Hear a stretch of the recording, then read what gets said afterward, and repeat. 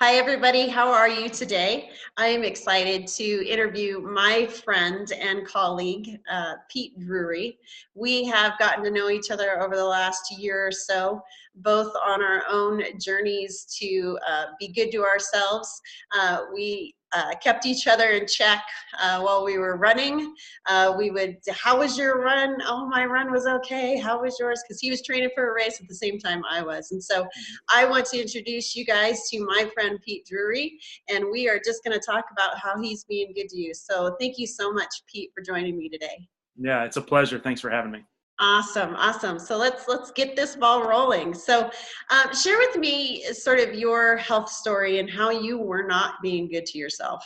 Sure. So my story started many, many years ago. I think, in high school, you go through, I was an athlete, very active in a lot of different things. And when you transition to another chapter in life and you take that activity out as I stepped into college, those nutrition choices and habits that maybe went okay while you were doing practice every day and working out 2 to 3 hours because you're part of a sports team, those nutritional habits could be hidden a little bit. And you step into college and new stress levels, new experiences with that. So my journey started over 20 years ago as I started to gain weight and to kind of move in a direction that I didn't necessarily plan for myself. After college, I stepped into social work and did a couple different jobs in the area of social work where I was caring for other people and investing in them. And during that time, I went back to college and worked on my counseling master's. And so I've been serving as a school counselor at various levels for the last 13 years and just loving on kids and counseling them and working with them and their families. I also coach a couple different sports. And so my career is to invest in other people, to coach them, to train them up. In my personal life, I have a 7-year-old boy, have a wife that we just celebrated our 17-year anniversary, been together for 22 total years. We started dating in high school. So investing in my family, making sure that I'm taking care of them, making sure their needs are met, is a focus of mine. It's my passion. I love my family dearly. And then from a personal standpoint as well, my wife and I are very actively involved in our church. And so we've led our youth group the last 17 years. I'm the worship leader on Sunday mornings, served on different committees and the elders board and different things like that. So my life has been devoted to other people, which is a good thing. It's a great thing. I wouldn't want it any other way because that's who God has designed me to be. But in the course of the last 20 years, as I've done that, my health has always been kind of put on the back burner. And that kind of caught up to me a little over a year ago, last spring. I had continued to gain weight, got to be over 300 pounds last spring. My aches and pains that I hadn't experienced before started creeping in. Energy level was low. Overall mental focus and outlook was just starting to not be as sharp as what it had been. And I needed something different. And that's where I came across a post from a friend of mine, Scott, who said that he was being a health coach and with this program. And I'd known Scott for years. He was a solid guy. And so I reached out to him, connected with him. We talked program, and I made the decision and the commitment and the choice to start investing in myself. What I had experienced over the last 20 years and really came to fruition in the last year was that there's an analogy that you can't pour out of an empty cup, and my cup was getting pretty dry. And my passion and desire in life is to help others and to pour into others spiritually, emotionally, as I counsel them and work with them and develop those relationships.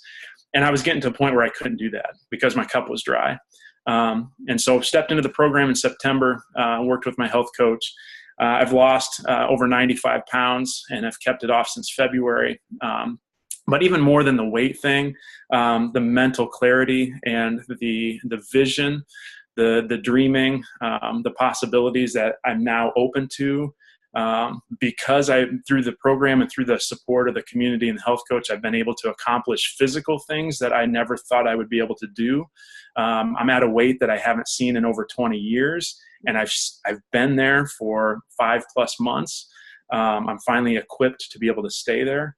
That has opened me up to other possibilities, other opportunities to be able to not continue just what I was doing, because what I was doing has been great. I've made a difference with that, but it's expanded my platform to be able to help even more people and pour into more people and make a bigger difference. And so it's been quite a journey, and I always say I'm a work in progress. I'm still learning and growing each day, but it's been a wonderful year. I would have not ever dreamed I'd be where I'm at now at this time last year. Yeah, probably didn't think you'd be doing Zoom calls, right? No, I had no idea what Zoom was. Me either. Got in the car and went really fast. Exactly. No, that's awesome. I think the problem with back in the day of being in school, we didn't get nutrition advice. We just ran all the time, and so you're right. It slowly catches up with you. Mm-hmm. So what are some of the things that you do daily now to just sort of make sure that you're on point with some of those habits that you've developed and mentally just being good to yourself? What are some things that you do on a daily basis? Yeah, well, I think a lot of us get focused in on the end result, and we want the big wow factor, but really the wow factor in whatever aspect of life that you're looking for, whether it be a physical transformation or jobs or financial gains or whatever it might be, whatever your goals are that drive you. The wow factor is really found in the daily choices. The funny thing is with the program, and as we've gone through this, is that as I look back and through this course of the school year, the classes that I was teaching as a counselor and working with my middle school kids, we talked about habits. We talked about, who's in control of your choice? You're in control of your choice. And so take control and move yourself in a direction that you want to go. And so I'm teaching the kids this, and up until this last school year, I was not forming the habits and controlling my choice. I was just kind of being controlled by the ebb and flow of life, and relying on bad habits and past practice to move myself in a direction that I didn't really want to go, but I wasn't really sure how to move in a different direction. So I guess one of the things that I would encourage you is that, that big things happen in the little moments. The daily choices, daily habits and routines that you're building will lead you to big things, but you have to be willing to do the work and make the commitment day after day after day. And so some of the things that I do that has helped me get to where I'm at, I've connected with people that are on a mission, that are moving themselves forward in their own personal health, moving themselves forward in their passion as they invest in other people. And that has been a great encouragement to my heart and my mind. It's kept me on track, held me accountable as well. I take time for myself every morning. I wake up just naturally. I wake up earlier now, and because I'm getting great sleep. And so I take that hour and a half in the morning before the rest of my house is awake to exercise, to spend time in the Bible, spend time in devotion, spend time investing in other people as I have stepped into the health coaching. And so just developing those routines that are helping to build those healthy habits to move me to what my ultimate goals are. And the other thing too is just redefining your goals. I hit my weight goal in February. Well, that's one of many goals. So then what else do I want to accomplish? Kristen mentioned, we were training for a race around the same time. And so I set a goal to crush my previous record and committed to it and crushed it. And so now I'm kind of in a season right now. And I just talked to Scott just a little bit ago about, okay, I need, what's my next goal? What do I, from a physical standpoint, what am I going to kind of set my sights on and work towards? And so you need to continue to set goals for yourself and keep working to move forward. Surround yourself with great people that are like-minded, that are moving themselves forward, and make the commitment daily in the small moments and the small things, because through that, the big stuff happens. That's awesome. That's awesome. No, I love that you're constantly wanting to to challenge yourself. And that is the definition of being good to you. Absolutely. Because we get so involved in the looking at self-love and self-care as being selfish. And so that was kind of Mm-hmm. where we both were, I would say. So if you could encourage Mm-hmm. others, which I know you had kind of talked about this, but what is sort of one thing that you would encourage someone to be good to themselves, and how to do that? It's hard to map it down to level it down to just one. I Okay, I guess maybe more than one, maybe a couple. I guess my big thing would be give yourself permission to invest in yourself. And if that feels selfish, then take a look at it from a different angle. And like I use the analogy of, you can't pour from an empty cup.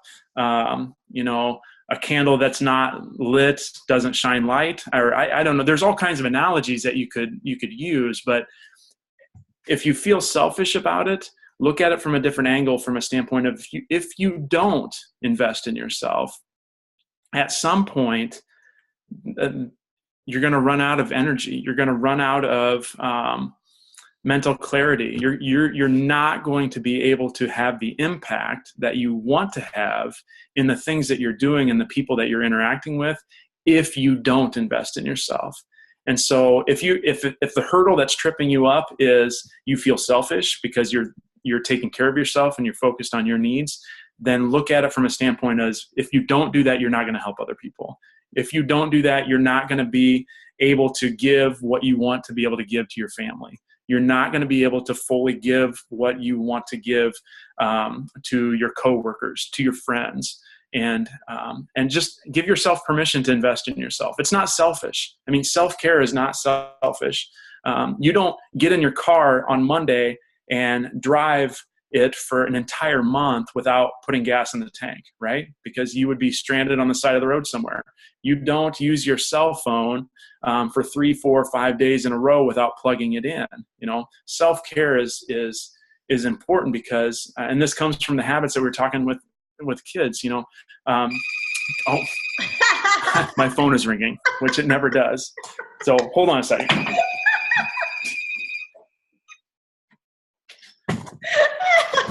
Well, there you go. Just got to go with the flow, right? Exactly. So who has landlines anymore? Seriously. Actually, I do. I'm waiting for mine to go off. Yeah. Well, hopefully it does, so it normalizes things. Yeah, but, exactly. One of the things that we talk about with habit formation, I use Sean Covey's 7 Habits of a Highly Effective Teen, and the last habit is sharpen the saw. And I tell the kids, if you were to take a butter knife and go out in your front yard and try to cut down a tree, it's not going to happen. Like you're going to work on that thing for hours and days, and you're still going to have a tree standing in your front yard. You have to sharpen the saw and take care of yourself so that you can be effective in the things that you're called to do. And that's really what self-care is about. It's not selfish. You're investing in yourself so that you can have the greatest impact on the people and the things that you're most passionate about. That's awesome. Well, I think my screen just froze, but hey, whatever. It's all good. Oh, there you are. You're back. Okay. No, it's all good. This is live video, right? Well, Pete, I love what you said. I love your mission. Your heart is very much into giving to others, but you're absolutely right about pouring from an empty cup. So just continue being good to you, because when you are good to you, you can continue your work and your mission to just love on other people. So thank you so much, Pete, for taking the time. And can I say one more thing? Yeah, go for it. One more thing. Sorry. No. And for whoever's watching this, and I just encourage you to reach out to somebody. Like, don't think that, okay, now I'm going to take care of myself, but I have no idea where to start. Like, I would still be where I was at if it wasn't for Scott. I would still be where I was at if it wasn't for people like Kristen and other people that I have met through this journey. And so you're not alone. Make a connection with somebody. Link arms with somebody. 3 strands is not easily broken, right? That's scripture. That's something that's truth. And so link arms, find somebody to help move forward with, and be good to you. Right? Yeah. Hey, I have nothing else to say. That was perfect. Awesome. Thank you so much, Pete. Thank you so much for taking the time and just go out there and keep doing what you're doing. All right. Take care, buddy. Thank you so much. Absolutely. You too. You too. Yep. We'll see you. Bye.